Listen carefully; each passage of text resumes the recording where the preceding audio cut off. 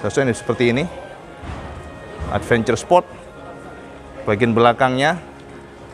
Jadi motor ini memang bisa dibilang sebagai motor yang luar biasa canggih, Cak. Jadi banyak sekali sensor ditancapkan oleh Honda untuk generasi Africa Twin 2020. Seperti kehadirnya IMU, ya. Jadi IMU ini adalah Inertial Measurement Unit, berfungsi untuk mendeteksi posisi motor dalam 6 poros dan terhubung pada fitur lain seperti ECU dan ABS, sehingga motor bisa lebih stabil dan juga lebih lebih handlingnya lebih mantap. Video juga kan belakangnya ini kalau saya perhatikan belakangnya ada perombakan pada subframe. Subframe-nya berbahan aluminium, konon demikian sehingga lebih ringan, bobotnya lebih ringan 5 kg. Sorry, Cak. Ini bagian knalpot-knalpotnya, ya. Dan juga untuk engine-nya itu adalah 1084 cc. Jadi itu kapasitas murninya SOHC. Ini SOHC parallel twin cylinder. Nah, jadi jangan salah, ini twin ya, Cak. Oke. Dan powernya mencapai 101 PS. Power motornya mencapai 101 PS. Oke, 101 PS. Dan torsinya 105 Nm. Oke. Tuh. Ini sesuainya, Cak. Jadi ini memang riding body juga banyak banget, ya. Jadi bisa menyesuaikan tour, urban, gravel atau off-road. Jadi kira-kira demikian. By the way, belum bisa ini mengganggu teman nanti ya. Jadi masih ada Cak Leo yang sedang foto.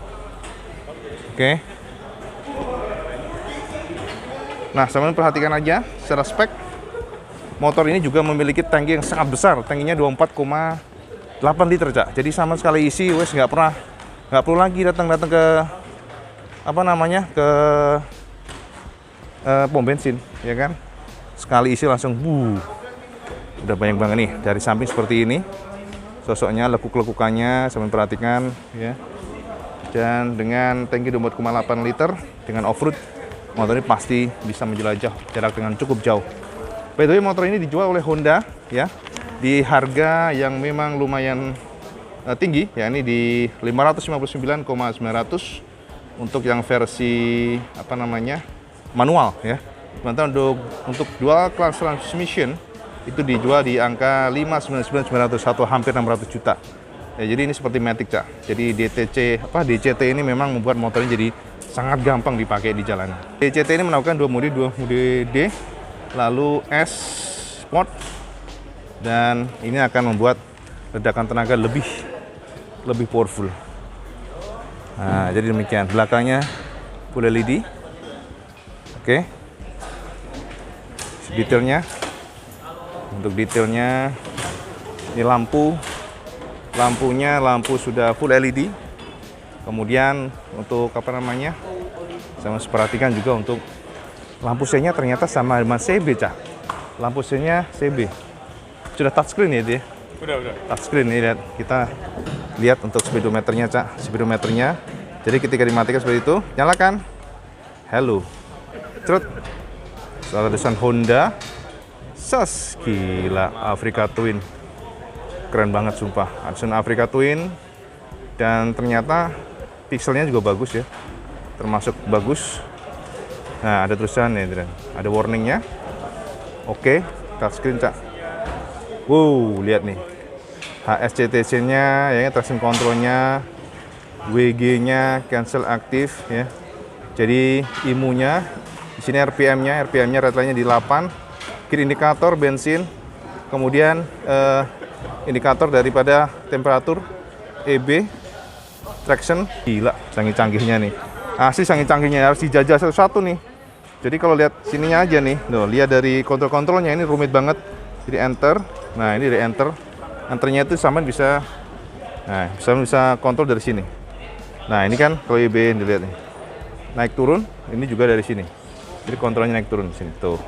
Levelnya kita bisa atur kiri kanannya berapa levelnya, W-nya, G-nya, cancel aktif. Ini harus cari contekan dulu nih karena EB belum menggali secara langsung. Yang pasti ini ada kontrol-kontrolnya. Ini untuk enter untuk kiri kanannya, kemudian untuk enternya di sini. Jadi enter ini kita mode ke speedometer, klakson, kiri kanan untuk nih lampu sen. Oke, lampu sen. Tuh. Terus di sini ini hazard di sini. Gila, canggih banget. Lalu di sini ada pass beam di sini. Oke. Ya, ada voice. Jadi ini memang sepertinya Android ready ya sepertinya ya. Jadi ada voice answering, bisa angkat telepon dari sini. Dan ini ada power outlet DC. Sini bisa sampai lihat ya. Jadi ngecas. Ini sudah menggunakan HISS. Jadi jangan khawatir sama maling. Di sini ada speed, netral, dan sini ada odometernya ya. Ini jadi ada gravel. Jadi modenya, Cak. Intinya ini mode nih. Jadi kita bisa mengarahkan menyeting mode pakai apa aja, traction controlnya berapa. Kemudian ini juga sudah ada asisten dari Conring. Ini engine kill-nya. Kemudian di sini ada netral. Nah, ini kalau menggunakan dual clutch transmission kalau nggak salah nih. Wah, gila ini, Cak. Sobat sama bingung nih. Wow, ini juga ada namanya cruise control ternyata. Ini cruise controlnya.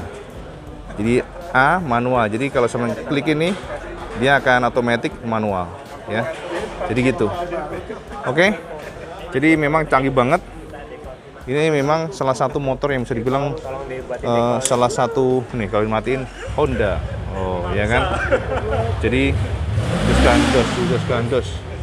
Nah, oke, ini ada Africa Twin di sini. Dan ini full plat ya. Jadi bukan cover plastik, Cak. Baru di sini plastik. Ada pemanis plastik di sini. Dan di sini sudah ada knuckle guard-nya. Oke. Knuckle guard-nya.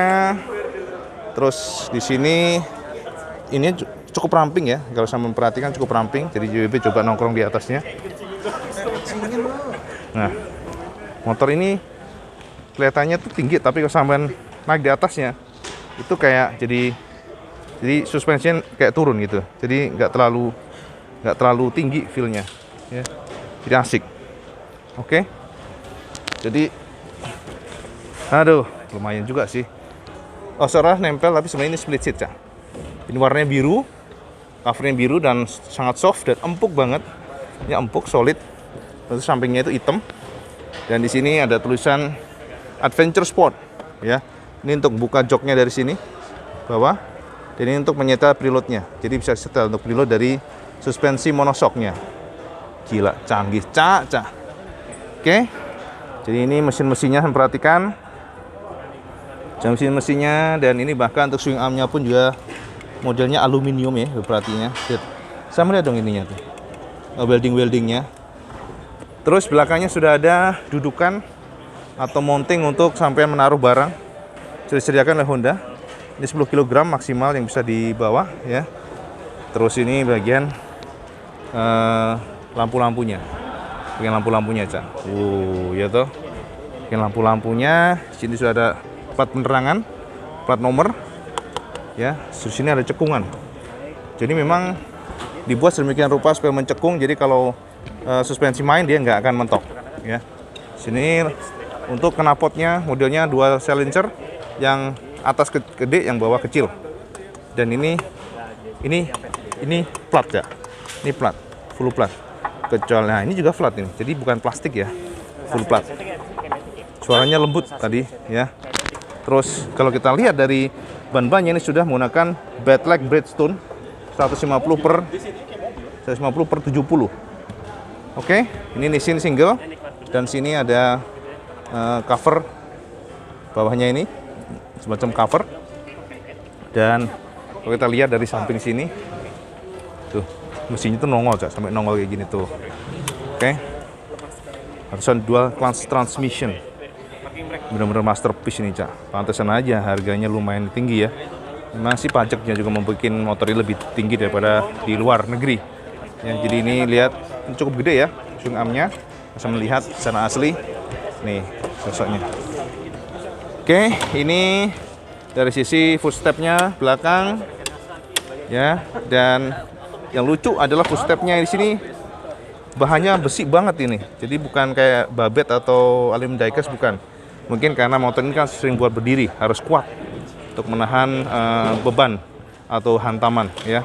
Ini bahkan dari remnya juga tuh lihat ada gigi-giginya ya, bergerigi modelnya. Ini ada covernya plastik untuk dari engine-nya, ini juga plastik. plastik dual cluster mesinnya itu emblem model kayak apa ya, stainless gitu, tapi ini bukan, ini kayak krum-kruman gitu ya. Ini ada covernya ya. Terus ini ada radiatornya, kipas radiator gede banget. Dan di sini juga saya perhatikan ini komposisi dari, lihat nih, konstruksi dari apa namanya, dari knalpot ya. Agak panas juga ternyata, tadi sedikit dihidupin tadi. Jadi knalpotnya lumayan unik karena dia dari sini langsung gabung sini, baru di sini ada semacam kayak apa namanya, chamber ya, di bawah sini chamber yang di cover oleh engine guard. Ini plat tebel banget dan tebel banget ya. Sementara di ini swing armnya modelnya seperti swing arm lagi, fender depan dari plastik ya, dari plastik modelnya, ini plastik doff dan mengkilap.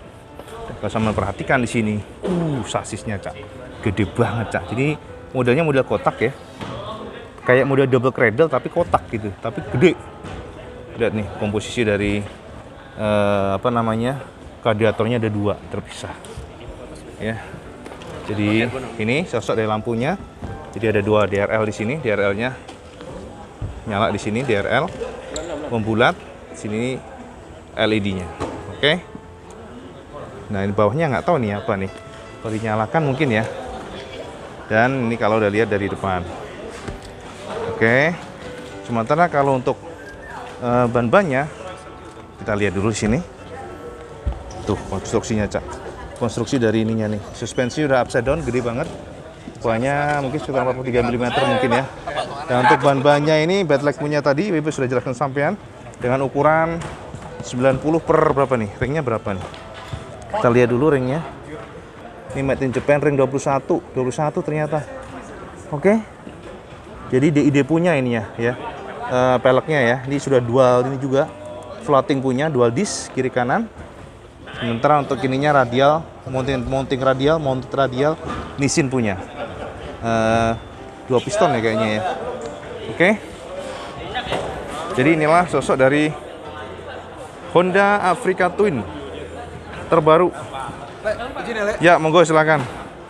Yang baru saja diluncurkan oleh Honda di ajang lagi bertepatan dengan Mark Marquez datang ke Indonesia. Oke. Jadi mungkin sekilas gitu ya Kang Bro ya. Waduh, ngos-ngosan nih ini. Ya. Sampai ngos-ngosan nih, Cak. Kita tutup langsung aja ya. Nah Kang Bro, jadi demikian sekilas informasi BB mengenai Honda Africa Twin terbaru 2020. Ini motor memang enak banget karena BB pernah jajal motor ini untuk touring di Malaysia waktu itu.